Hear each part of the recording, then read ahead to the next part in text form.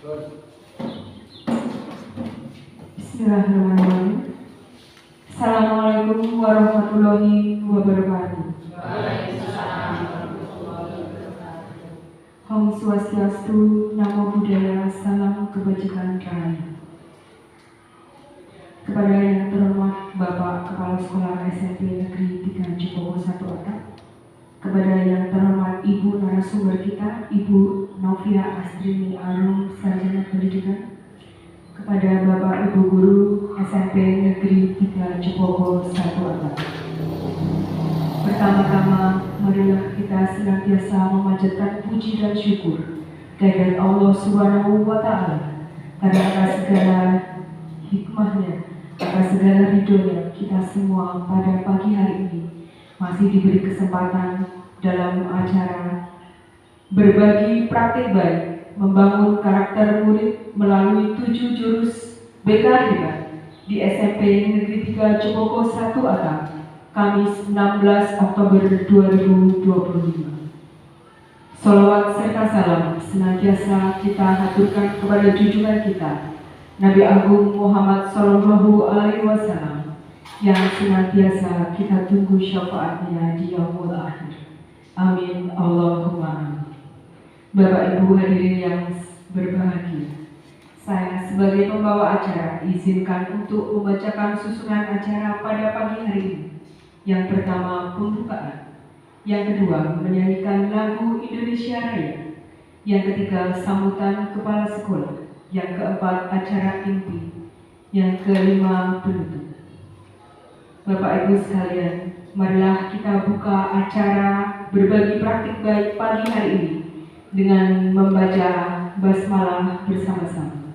Bismillahirrahmanirrahim. Acara berikutnya menyanyikan lagu Indonesia Raya yang akan dibimbing oleh Ibu Widayati SS. Kepadanya dipersilakan, hadirin dimohon berdiri.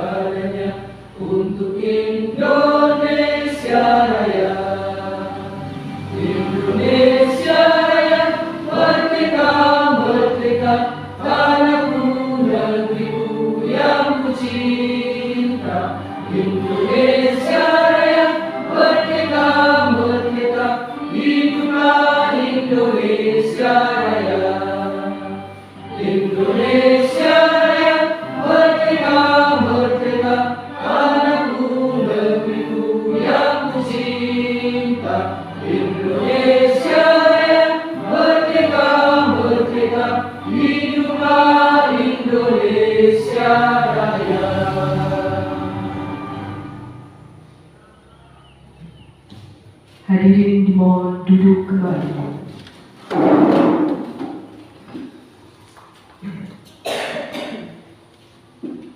Acara berikutnya, sambutan kepala sekolah. Kepada yang terhormat Bapak Srianta SPD MM, waktu dipersilakan.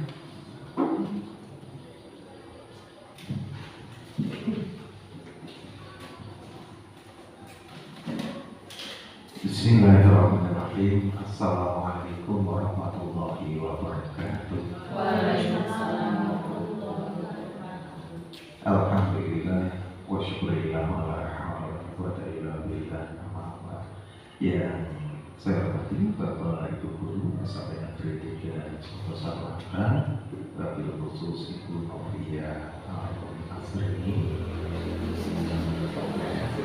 sebagai narasumber yang kedua Novia Asrini. Itu kalau bahasa Inggris kan diterangkan menerangkan, ini menerangkan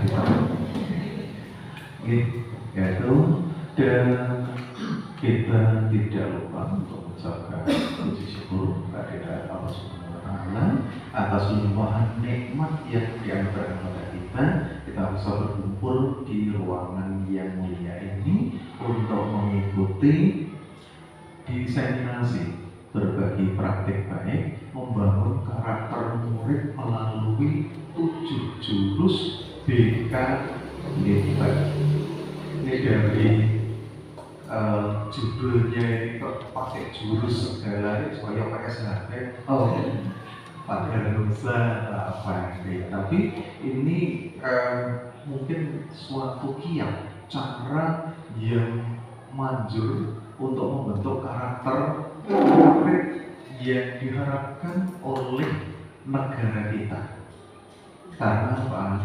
Karena karakter murid sekarang panjenengan perso sendiri, ya, karena pergeseran sosial itu, karakter murid itu jauh dari harapan orang tua, jauh dari harapan bapak ibu, jauh dari harapan negara. Sebagai contoh, bullying itu masih terjadi di mana-mana. Belum lama di salah satu SMP itu ada yang membuli sampai meninggal dunia, tidak jauh dari tempat kita. Ya, ini menunjukkan bagaimana sih karakter anak sekarang kok beda jauh dengan pada waktu kita masih sekolah. Ya, di sini dimanapun sekolah dicanangkan sekolah anti bullying, sekolah ramah anak. Ini dari pemerintah tidak hanya merupakan slogan, tidak hanya merupakan jargon saja, tapi itu harus diimplementasikan dalam dunia pendidikan. Karakter anak yang dibangun. Lah bagaimana dengan karakter bapak ibu guru? Apa masih perlu ditingkatkan? Kira-kira masih tidak? Masih. Lah karakter Donopo. Nih, kayak Bu Wida, Andre Rene, Teko, setengah itu nyalami anak.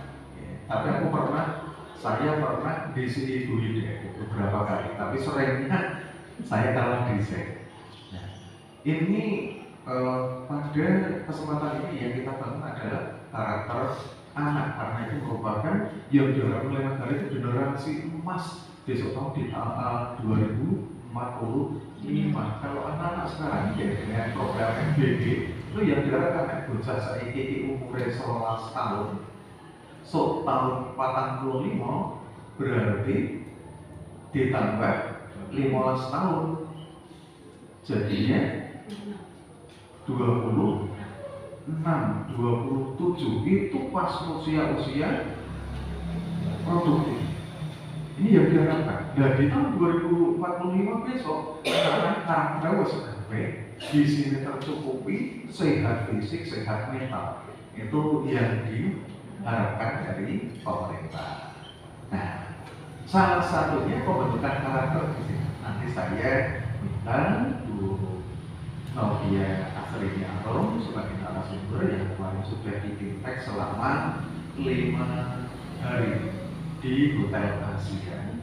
Ya, nanti bisa menularkan karena semua sekolah besok guru itu harus juga menjadi guru BK.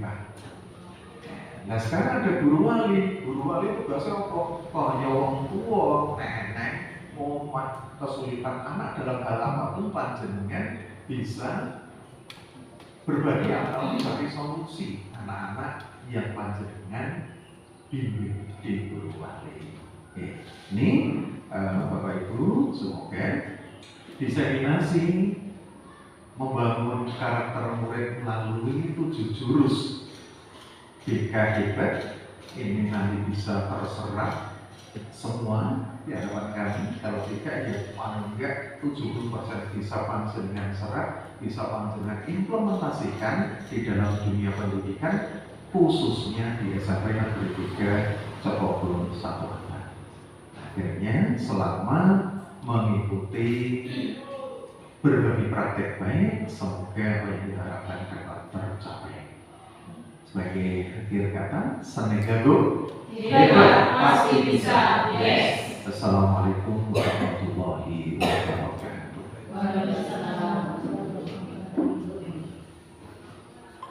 Terima kasih kepada Bapak Kepala Sekolah, Bapak Sri Akar SPD MM yang sudah memberikan sambutan. Bapak Ibu yang sangat saya hormati, tibalah kita pada acara inti pada pagi hari ini, yaitu berbagi praktik baik, membangun karakter murid melalui 7 jurus BK Hebat di SMP Negeri 3 Cikopo 1 Atap. Dan marilah kita sambut narasumber kita pada pagi hari ini, Ibu Novia Astrini Arum, Sarjana Pendidikan. Berikan aplaus Bapak Ibu.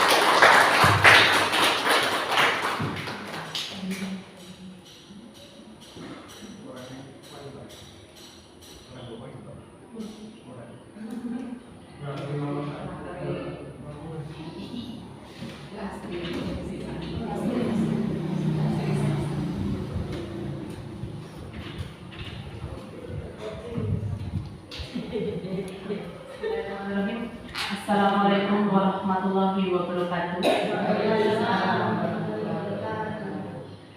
Terima kasih kepada Bapak Kepala Sekolah, Bapak Ibu Guru yang sudah memberikan saya kesempatan untuk berbagi praktik baik, memberikan saya waktu, memberikan dukungannya kepada saya sehingga bisa terlaksana pada hari ini berbagi praktik baik, implementasi dari 7 jurus BK Hebat. Gitu ya, puji syukur kehadirat Allah Subhanahu wa Ta'ala yang telah melimpahkan rahmat dan hidayahnya kepada kita semua sehingga kita bisa berkumpul hari ini dalam keadaan sehat walafiat. Shalawat serta salam kita haturkan kepada junjungan Nabi kita Muhammad Sallallahu Alaihi Wasallam yang kita nantikan syafaatnya di yaumul akhir. Baik Bapak Ibu, kita mulai saja. Tadi nadanya rendah, sekarang agak tinggi, sedang ya, sedang. Saya yakin Bapak Ibu sudah semangat, tapi biar tambah semangat, kita melakukan sedikit sebentar ya. Ya, oke. Mohon izin Bapak Ibu Guru untuk berdiri sejenak, biar tambah semangat Bapak Ibu. Kalau sakit bukan. Kita akan melakukan gerak dan laku Bapak Ibu, ya. Gerakannya seperti ini. Ini Bapak Ibu. Seperti ini namanya saya. Pikir, sadar, siap, dan bersemangat. Ya, saya pikir, sadar, siap, dan bersemangat. Baik, saya akan mulai menyanyikan lagunya, begitu ya, Ibu. Pelan-pelan dulu saja. 1, 2, 3. Saya pikir, sadar, siap, dan bersemangat. Saya pikir, sadar, siap, dan bersemangat. Saya pikir, sadar, siap, sadar, pikir, saya pikir, sadar, siap, dan bersemangat. Lagi ya. Saya pikir, sadar, siap, dan bersemangat. Saya pikir, sadar, siap, dan bersemangat. Saya pikir, sadar, siap, sadar, pikir. Saya pikir, sadar, siap, dan bersemangat. Oke, tepuk tangan buat semuanya. Bagaimana Bapak Ibu? Bingung? Pusing? Semoga Bapak Ibu dipersilakan untuk kembali. Terima kasih. Baik Bapak Ibu, saya di sini akan memaparkan berbagai berbagi praktik baik 2 jurus BK hebat. Kenapa 2 jurus BK hebat dari 7 jurus tersebut? Karena setelah dari pelatihan kita kembali ke sekolah masing-masing, kita diberi tugas untuk mengimplementasikan 2 jurus dari 7 jurus tersebut. Silahkan dipilih yang paling mudah menurut Bapak Ibu, kemudian disesuaikan dengan kondisi kebutuhan murid di sekolah masing-masing. Jadi di sini saya memaparkan 2 jurus BK hebat saja, begitu. Next. Sebagai perkenalan Bapak Ibu, 7 jurus BK hebat. Di sini saya akan menjelaskan secara singkat saja. Jurus yang pertama adalah kenali potensi. Kenali potensi, materinya ada asesmen minat dan bakat. Tujuannya adalah kita membantu murid untuk mengenali bakat dan minatnya. Biar apa? Biar murid itu sekolah itu ada tujuannya, mau kemana arahnya, gitu ya. Bisa merencanakan setelah lulus tuh mau kemana, mau jadi sosok yang seperti apa. Harapannya seperti itu. Itu kenali potensi. Kemudian jurus yang nomor 2 adalah kelola emosi, pembelajaran sosial emosional. Di sini kita membantu murid untuk memahami, mengenali, mengelola emosinya melalui metode social emotional learning, begitu.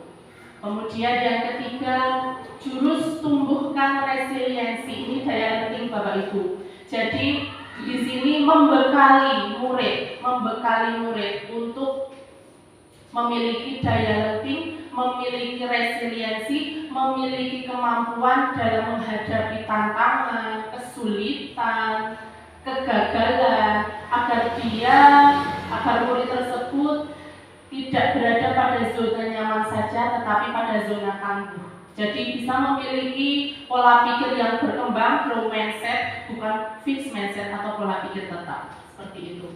Kemudian jurus yang keempat, jaga konsistensi, yaitu kebiasaan berkesadaran. Nah, ini yang dicanangkan program pemerintah Bapak Ibu, 7 KAIH, 7 kebiasaan anak Indonesia hebat, yang nanti akan membentuk murid atomic habit dari kebiasaan kecil dilakukan secara konsisten akan membentuk karakter murid yang hebat, seperti itu.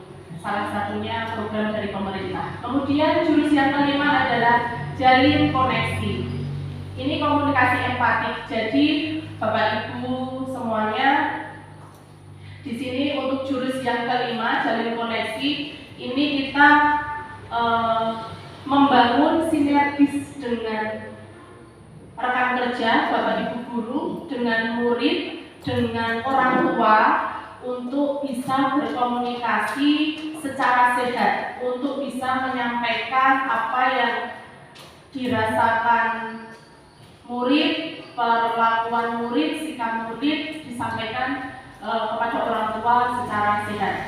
Selanjutnya jurus yang keenam adalah bangun kolaborasi, kerjasama multi pihak, semua stakeholder Bapak Ibu. Kita harus saling bekerja sama, guru mata pelajaran, guru BK, kemudian kepala sekolah, orang tua, stakeholder yang lain. Kita harus saling bersinergi, bekerja sama untuk mewujudkan murid yang hebat. Gitu. Kemudian untuk yang ketujuh, jurus terakhir adalah menata situasi. Lingkungan aman, nyaman, dan menggembirakan. Jadi di sini mari kita bangun suasana sekolah yang aman, nyaman, dan menggembirakan. Tidak hanya bagi murid, tapi bagi guru juga. Biar kita di sekolah betah, begitu ya. Itu perkenalan dari 7 jurus BK hebat Bapak Ibu. Next. Nah, saya akan memaparkan hasil implementasi. Saya memilih jurus 1 Bapak Ibu. Jurus 1 yaitu kenali potensi. Mengapa saya memilih jurus 1? Yang pertama, mudah untuk diterapkan. Yang kedua, saya ingin ingin mengaplikasikan aplikasi potensi bakat minat yang saya dapat selama pelatihan, kemudian direalisasikan kepada murid bagaimana hasilnya seperti itu. Dan tentu saja untuk mengeksplorasi potensi minat bakat murid kita sehingga murid bisa merencanakan karir masa depan. Saya melakukannya pada tanggal 1 Oktober hari Rabu di ruang kelas di kelas 9A. Kemudian tujuannya bagi murid dapat mengetahui potensi kecerdasan, gaya belajar, potensi karir yang bisa digunakan untuk merancang rencana karir masa depan. Bagi guru sebagai bahan rujukan menentukan metode pembelajaran, menentukan ekstrakurikuler. Jadi hasil dari asesmen potensi minat dan bakat tersebut kita bisa saling bekerja sama untuk nanti saya bisa menyerahkan ke guru mapel, oh ini loh kelas 9A gaya belajarnya banyak yang visual contohnya, nanti Bapak Ibu guru bisa menyesuaikan bagaimana metode pelajaran ketika di kelas 9A. Oh 9B banyak yang kinestetik, mungkin bisa menyesuaikan juga seperti itu. Kemudian untuk menentukan ekstrakurikuler juga sebagai bahan rujukan seperti itu. Next. Nah, untuk kegiatannya kita menggunakan metode ARPA Bapak Ibu. ARPA itu ada aktivitas, refleksi, konseptualisasi, dan aplikasi. Kemudian anak ketika beraktivitas mengerjakan aplikasi Aku Pintar Bapak Ibu. Aplikasi Aku Pintar.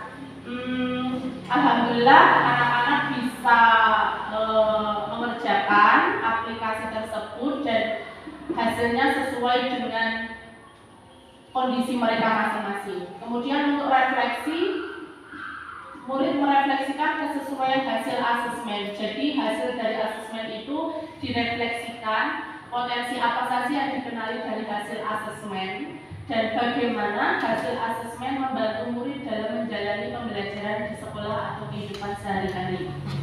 Jadi lebih ke implementasi atau hasil dari asesmen tersebut Bapak Ibu. Konseptualisasi, guru memberikan materi tentang kecerdasan, ada 8 kecerdasan majemuk, gaya belajar, ada 3 gaya belajar, dan bakat minat atau potensi karir ada 6 riasek menggunakan PowerPoint. Kemudian untuk aplikasi, saya menugaskan murid untuk menuliskan perencanaan karir masa depan dari mulai lulus SMP mau melanjutkan kemana, kemudian lulus SMA mau bekerja atau kuliah dan cita-citanya seperti itu.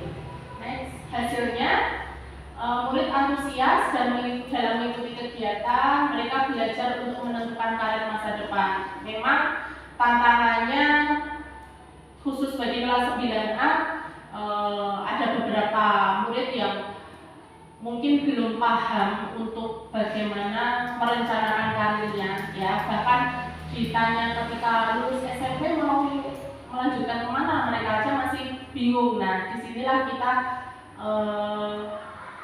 mencoba untuk menggali apa potensi bakat dan minat mereka yang disesuaikan nanti untuk perencanaan karir masa depan. Gitu.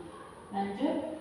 Nah, setelah kita tahu hasil asesmennya Bapak Ibu, saya buat diagram. Ternyata paling banyak 44% mereka memiliki kecerdasan intrapersonal dan 28% memiliki kecerdasan naturalistik, 5% logika matematika, 11% kinestetik intrapersonal, 6% logika matematika naturalistik, dan 6% linguistik interpersonal. Dari hasil itu kami melakukan interpretasi dan rekomendasi bagi murid. Next. Nah, tadi yang intrapersonal presentasinya 44%, interpretasinya meliputi kesadaran diri yang tinggi, kemampuan refleksi dan mandiri dalam menetapkan tujuan. Jadi kecerdasan intrapersonal itu mereka murid itu mampu memahami kelebihan dan kekurangan masing-masing, mampu memahami diri seperti itu. Nah, rekomendasinya adalah meluangkan waktu untuk introspeksi, misalnya melalui jurnal, berbicara dengan diri sendiri atau self-talk, menetapkan tujuan yang jelas, dan melakukan refleksi atas pengalaman pribadi. Begitu. Lanjut. Untuk naturalistik 28%, interpretasinya adalah kecerdasan ini melihat kepekaan seseorang terhadap lingkungan, minat yang tinggi pada alam, dan kemampuan untuk mengamati detail yang sering terlewatkan oleh orang lain. Rekomendasinya Bapak Ibu mengikuti kegiatan pramuka, penghijauan, penanaman, eksplorasi alam seperti itu. Yang saya jelaskan di sini hanya dua Bapak Ibu yang paling terbanyak, intrapersonal dan naturalistik dari diagram tadi. Selanjutnya, nah kemudian hasil dari asesmen tersebut diintegrasikan ke dalam program layanan BK. Nah di sini saya merancang layanan klasikal, ada layanan individual dan kelompok, kemudian ada kolaborasi juga. Untuk layanan klasikal memberikan materi untuk menentukan karir dengan mengenal minat dan bakat, membahas bagaimana cara mengembangkan bakat dan minat sehingga bisa mendukung cita-cita dan karir. Kemudian juga bisa memberikan materi tentang strategi belajar efektif terkait dengan gaya belajar visual, kemudian auditori dan kinestetik. Untuk layanan individu dan kelompok, di sini saya memberikan bagi murid yang mengalami kesulitan merencanakan karir masa depan, jadi yang masih mengalami kebingungan, baik jika lebih dari 5 bisa melakukan konseling kelompok, jika hanya individu melakukan konseling individu. Kemudian melakukan konseling individu ataupun kelompok bagi murid yang mengalami kesulitan dalam menentukan ekstrakurikuler. Jadi kami mengarahkan ekstrakurikuler apa yang bisa mereka pilih, tapi tentu saja yang ada di sekolah masing-masing. Selanjutnya, melakukan konseling individu atau bimbingan kelompok bagi murid yang memiliki gaya belajar tunggal yang sangat dominan atau murid yang mengalami kesulitan belajar karena ketidaksesuaian strategi. Jadi bagi murid yang memiliki gaya belajar tunggal, mungkin mereka mengalami kesulitan untuk bagaimana cara strategi belajar yang tepat, seperti itu. Kemudian kolaborasi dengan guru mapel. Di sini saya memberikan hasil dari tes gaya belajar anak. Kemudian nanti Bapak Ibu guru bisa menentukan metode pengajaran yang lebih variatif dan inklusif atau diferensiasi pembelajaran yang bisa menyesuaikan berbagai gaya belajar murid yang ada di kelas tersebut. Kemudian kolaborasi dengan bapak kesiswaan terkait dengan pemilihan atau pemetaan ekstrakurikuler. Itu lanjut. Nah ini dokumentasinya Bapak Ibu. Saya melakukan aktivitas anak-anak mengisi asesmen. Yang kedua merefleksikan. Ini refleksi. Anak-anak saya suruh maju perwakilan untuk merefleksikan. Yang ketiga saya menjelaskan konseptualisasinya dari mulai gaya belajar, kecerdasan, dan potensi karir. Selanjutnya aplikasi rencana mereka ke depan dari mulai lulus SMP, lulus SMA, dan cita-citanya mereka juga maju ke depan. Seperti itu. Lanjut. Nah, untuk jurus yang kedua, saya memilih jurus yang ketiga Bapak Ibu, yaitu tumbuhkan resiliensi. Karena alasannya saya melihat banyak anak-anak itu merasa dirinya itu daya juangnya tuh kurang. Mereka hanya kemampuan saya tuh cuma segini, ya udah gitu, kayak pasrah gitu. Tidak ada effort lebih bagi mereka untuk meningkatkan kemampuan mereka. Kayak ketika diberikan kritik, mereka secara psikologisnya juga lemah, langsung down ketika diberikan kritik. Ketika diberikan tantangan, mereka juga dalam menghadapi nggak serius, kemudian pasrah gitu aja. Nah, makanya saya memilih jurus yang ketiga, yaitu tumbuhkan resiliensi. Sebagai pengetahuan Bapak Ibu, resiliensi adalah kemampuan seseorang untuk bangkit kembali dan tetap bertahan saat menghadapi kesulitan, kegagalan atau tekanan. Ini bukan tentang tidak pernah jatuh, tapi tetap mampu bangkit lagi setelah jatuh, lebih kuat, lebih bijak, dan lebih siap melangkah. Jadi namanya manusia tetap ada jatuh bangunnya, menang kalah, tapi bagaimana tetap bisa bertahan, tetap bisa bangkit kembali setelah mengalami kegagalan atau mengalami kesulitan seperti itu. Nah, saya ingin meningkatkan itu gitu ya. Daya juang mereka harus ditingkatkan. Lanjut. Nah, kegiatannya Bapak Ibu, kegiatannya adalah konseling individual. Di sini saya mendapatkan satu konseli di mana permasalahannya adalah konseli tersebut kecewa karena sering mengikuti lomba tetapi tidak pernah menang atau tidak pernah mendapatkan juara. Nah, dia merasa selama latihan itu terbuang sia-sia ya, karena merasa nggak menang, ya udah pasrah gitu, menyerah seperti itu karena nggak bisa mengharumkan nama sekolah. Nah, di sini saya tujuannya untuk meningkatkan growth mindset dalam dirinya, untuk mengubah pola pikirnya yang negatif terhadap dirinya, mengubah menjadi lebih positif dan lebih sehat tentu saja, agar membangun semangatnya. Nah, alternatif pemecahan masalahnya saya menggunakan pendekatan CBT. Ini Pak Galih juga tahu pendekatan CBT, hampir mirip dengan RABT ya Pak Galih ya. Pendekatan CBT adalah Cognitive Behavioral Therapy. Nah, yaitu metode intervensi psikologis yang membantu individu mengidentifikasi dan mengubah pikiran serta perilaku negatif yang tidak adaptif menjadi lebih positif dan sehat. Nah, di sini jadi namanya Cognitive Behavioral Therapy, mengubah cara pandang, mengubah pikiran yang negatif, merekonstruksi kognitif kita untuk menjadi lebih sehat, untuk menjadi lebih positif dalam berpikir, agar tumbuh daya lenting, agar tumbuh resiliensi dalam diri mereka. Seperti itu. Lanjut. Nah, tekniknya yang pertama yaitu mengidentifikasi pikiran negatif.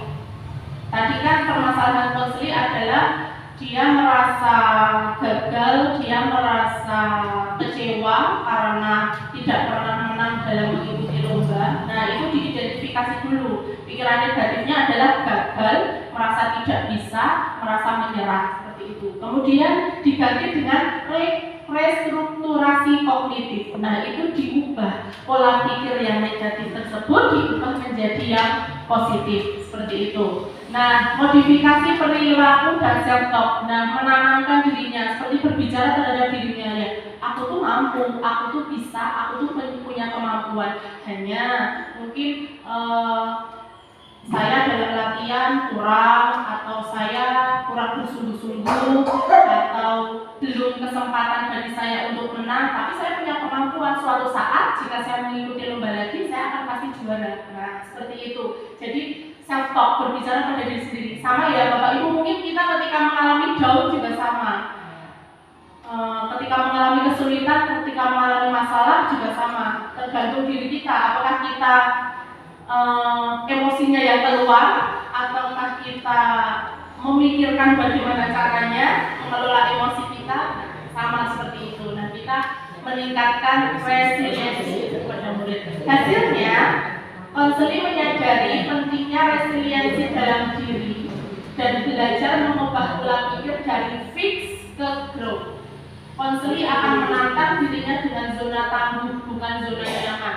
Konseli bersemangat untuk selalu menghadapi kesulitan ataupun tantangan yang ada dengan selalu berpikir positif terhadap kemampuan yang dimilikinya.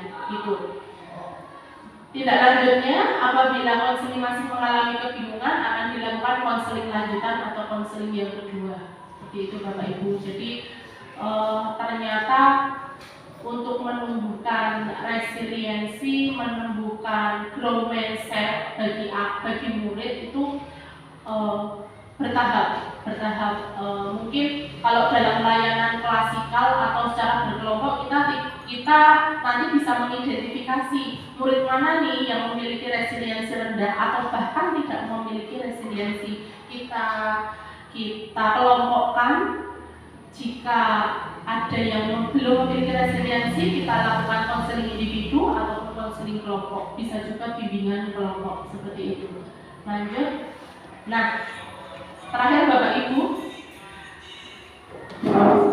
untuk semangat kita, setiap murid yang mandiri dan kuat tumbuh di lingkungan yang sehat bersama guru yang hebat. Seperti tadi briefing kita, saya berarti para guru, Bapak Ibu guru, selalu siap dengan kesadaran penuh, ya, selalu bersemangat, berpikir bagaimana cara mengelola berbagai karakter, berbagai latar belakang murid, berbagai sifat murid yang sangat luar biasa di SMP 3 1 Atap ini, biar mereka tumbuh menjadi yang disampaikan Kak Kepala tadi, generasi emas, memiliki karakter yang baik.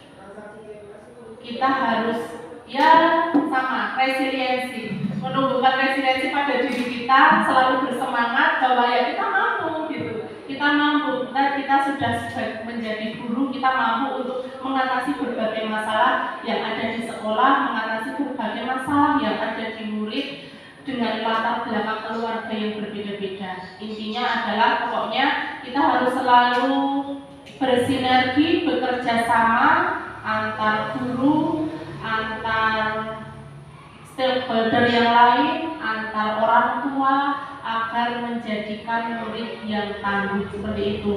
7 jurus BK hebat bersama murid melangkah tepat.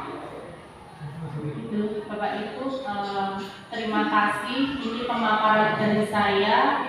Mungkin untuk penutupnya kita tepuk cinta dulu ya, biar semangat juga. Siap memimpin Pak Galih? Cinta ini. Oh, Pak Yana mau memimpin? Kita belajar untuk cinta-cinta. Itu juga tak tahu saya. Baik, tepuk cinta, cinta kecil, cinta sedang, cinta besar, cinta amun. Terima kasih Bapak Ibu. Begitu pemaparan dari saya, kurang lebihnya mohon maaf. Sekian dari saya. Wassalamualaikum warahmatullahi wabarakatuh. Saya memberikan pembawa acara. Terima kasih. Baik, pemaparan yang sangat luar biasa sekali. Bapak Ibu yang saya hormati, sebelum acara kita akhiri, setelah acara ini nanti, Bapak Ibu dimohon untuk tidak pergi terlebih dahulu, tapi kita ada sesi foto. Seperti itu deh. Bapak Ibu semuanya, tibalah kita di sesi akhir acara pada pagi hari ini. Marilah kita tutup acara pagi hari dengan membaca hamdalah bersama-sama. Jalan-jalan ke kota Tasik, tidak lupa membawa topi. Hari ini sangat luar biasa sekali. Semoga ilmunya segera bisa teraplikasi. Terima kasih. Saya sebagai pembawa acara, jika ada masalah kata mohon dimaafkan. Akhirnya, wassalamualaikum warahmatullahi wabarakatuh.